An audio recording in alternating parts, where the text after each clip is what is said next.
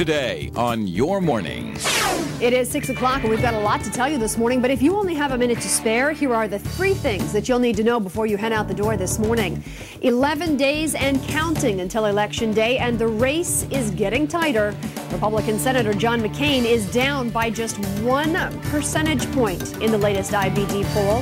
Just 6 days ago, he was behind Democratic hopeful Barack Obama by 6. The poll says McCain is gaining ground among working-class voters. Another former Bush administration official is endorsing Senator Barack Obama. This time, it's former White House press secretary Scott McClellan. McClellan made the endorsement on D.L. Hewley's new show premiering on CNBC this weekend. McClellan's endorsement comes days after former Secretary of State Colin Powell endorsed Obama as well. And it was more like the flat fills instead of the fightins. What happened, team? The Philadelphia Phillies lacked their usual offensive power and paid for it. The Tampa Bay Rays take Game 2 of the World Series with a 4-2 win. The series is tied, but the Phils start a 3-game home stretch this weekend. Now, Justin. And after several days of sunshine, well, it's coming to an end. Heavy rain looking to spoil part of our weekend. Details on the drenching days ahead coming up as Your Morning starts right now.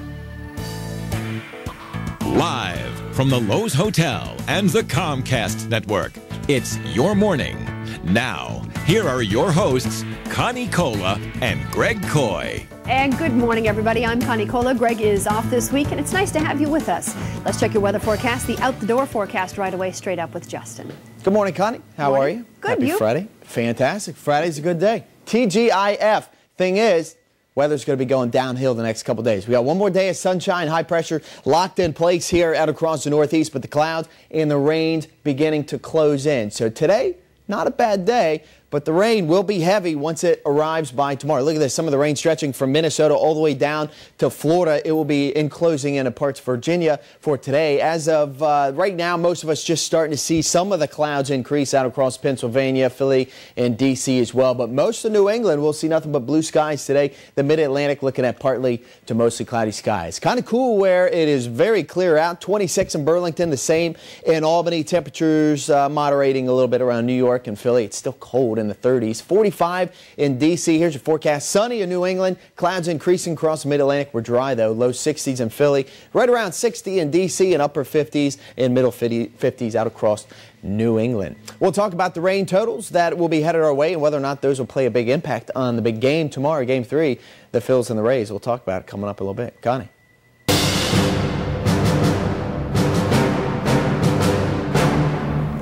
Well, with just 11 days to go until Election Day, Senator John McCain continues to gain ground on Democratic rival Barack Obama. And the latest IBD tip poll shrinks Obama's lead to just 1.1%. Despite this, almost 12% of voters are still not sure who they will vote for. When broken down even farther, in the Northeast, Senator Obama has a commanding lead of 51% who plan to vote for him, compared to 32% who will vote for McCain. And despite the polls being close, here is the latest electoral map. It shows Senator Obama with a commanding lead in terms of electoral college votes. If the election was held today, Senator Obama would have 277 electoral college votes to McCain's 174. You only need 270, so that would mean that Senator Obama would win the White House fairly comfortably. Well, let's continue our election coverage this morning for you with the latest on the campaign trail. McCain is on a whirlwind tour of Florida while Obama steps off the trail to spend time with his grandmother, who is not doing well. Let's go live to Jessica Doyle, who's in Washington with the very latest. Good morning, Jessica. Good morning, Connie. In the last days, Barack Obama's campaign is setting its sights on previously Republican territory, while John McCain is really looking to shore up his support in once solid red states. Barack Obama is in Hawaii today, taking some time off from his campaign schedule to visit his ailing grandmother. Before he went, tough words in an Indianapolis rally. We've seen it before. We're seeing it again right now. Some of the ugly phone calls, all aimed at keeping us from working together. This comes as the McCain campaign uses robocalls to voters in key swing states. Those are the recorded messages that can be automatically sent to many home numbers. Hello. I'm calling for John McCain and the RNC because you need to know that Barack Obama has worked closely with domestic terrorist Bill Ayers. On the trail today, Michelle Obama steps in for her husband at rallies in the battleground state of Ohio. John McCain turns his attention to Colorado, where he's looking to gain ground on Obama. Another key state is Florida, with 27 electoral votes up for grabs. McCain continued his tour through there on Thursday. We need to win on November 4th. With your help, we're going to win. We're going to win Florida and bring real change to Washington, D.C. A McCain supporter in Florida believes his home was shot at because he had a McCain sign in his yard. Over 300 people in Florida have reported McCain yard signs stolen or vandalized. The state's attorney general is getting involved in the investigations.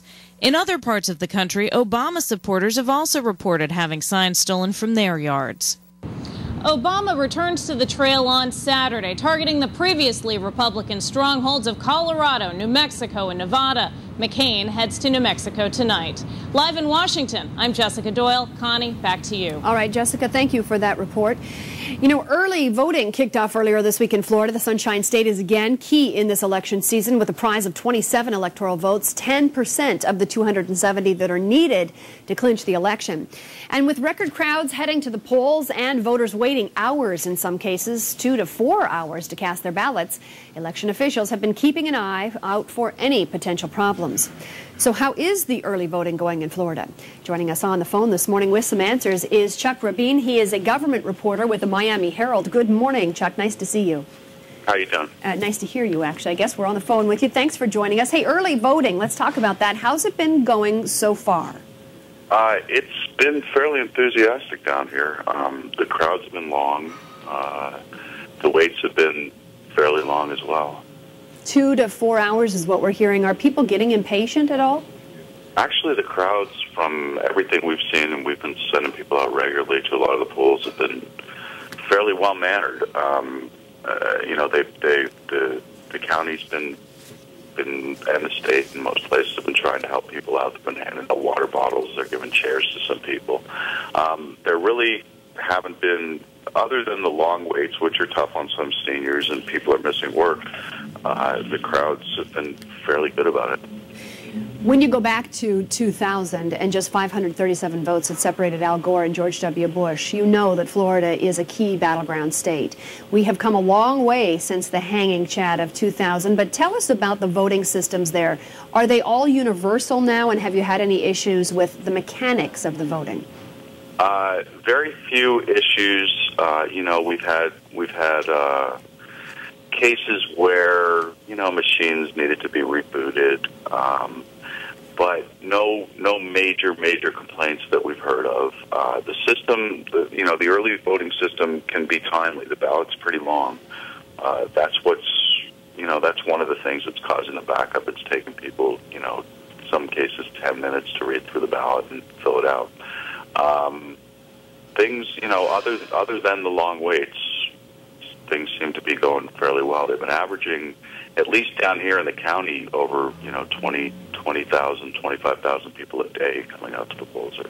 Yesterday, I know the state attorney general for Miami-Dade County in Florida there announced the activation of the Voter Fraud Task Force.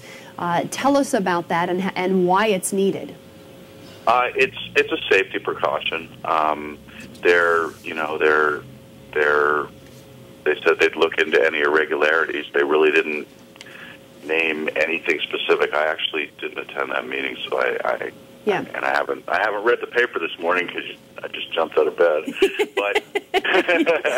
But I don't believe there was anything specific that they were looking for. I think they were just being overly protective at this point. But it's early. You know, we still got a week or so to go. Okay, real fast, let's talk about this, the time difference now and the hours and things, because Republican legislators led a charge about 3 years ago to set new statewide standards limiting the number of poll sites and the hours of operation. And Democratic leaders argue that that bill actually slows down a process that had historically benefited their party. Do you think that's true, real quick? That is true. That is one of the big problems. What happened was the Republican-led Congress back in 2005 passed a bill limiting the number of hours that a polling station throughout the state could stay open to 8. What that means is if you open at 7 in the morning, which they have been down here, they have to be closed by 3. Right. Now, if you're in line, you can vote. So if it's a 5-hour wait, you're standing there till 8, but it's shut down. Their logic behind it was, you know, we're going to